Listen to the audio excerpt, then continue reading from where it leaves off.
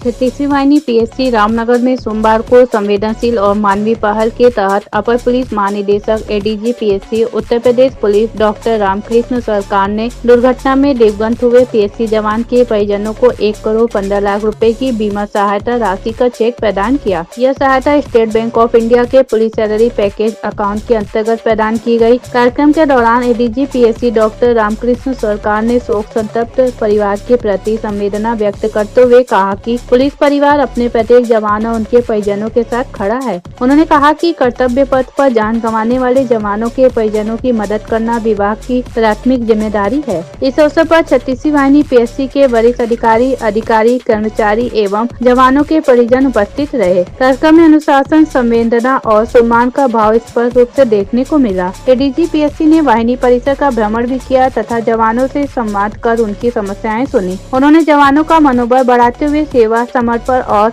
कर्तव्य निष्ठा के साथ कार्य करने का संदेश दिया। वाराणसी से रिम्मी कौर की रिपोर्ट।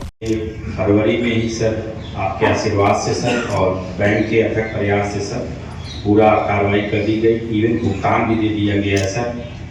व्यक्ति को तो अपने परिवार के सदस्य को तो हम लोग वापस नहीं लौटा सकते, लेकिन सर उसके बाद भी परिवार की एक ऐसी जिम्मेदारी होती है, अगर फादर नहीं है तो मदर है, फिर मदर अगर वर्किंग नहीं है सर तो एक एक पैसे के लिए सर परिवार सर आर्थिक तंगी का शिकार होता है सर। और बहुत बड़ा काम किया, बड़ा बेहद काम किया सर।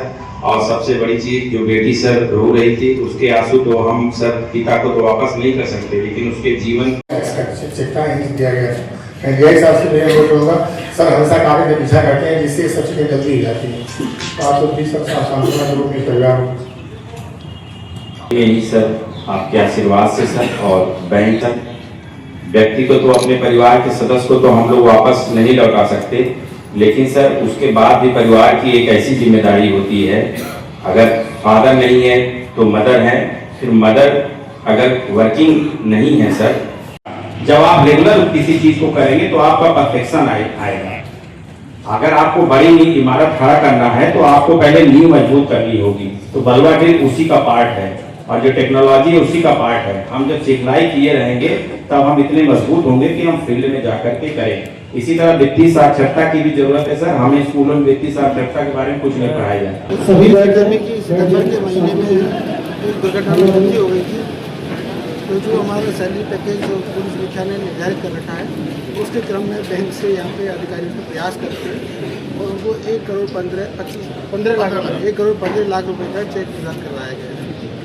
तो उसकी समय से डिलीवरी के लिए मैं यहाँ के अधिकारियों की, खासतौर से सेनानायक जी, श्री पांडे जी, अनिल पांडे जी की, डीआईजी साहब की सराहना करता हूँ और बैंक वालों को भी सराहना करता हूँ कि उन्होंने सही समय से प्रोसेसिंग करते हुए पीड़ित परिवार को थोड़ा सांत्वना देने के लिए अपनी जो स्कीम है उसका लाभ पहुँचाया। दूसरा जो आज का कार्यक्रम था वो सम्मेलन का था। इस प्रकार के मासिक, त्रैमासिक या वार्षिक सम्मेलन विभिन्न अधिकारियों द्वारा अलग अलग रैंक पर किए जाते रहेंगे। मैं एक्चुअली पीएससी विभाग का प्रमुख हूँ, तो पहले इस तरह की कोई समस्या हो तो उसको हम लोग पूछने की कोशिश करते हैं, तो क्योंकि हम लोग बिना सम्मेलन के भी समस्या समझाते रहते हैं। और मेरे पास प्रत्येक शुक्रवार के दिन मुख्यालय पर लखनऊ में पूरे प्रदेश भर के जवान आते हैं, अपनी समस्या लेकर उसका मैं निस्तारण करता हूँ।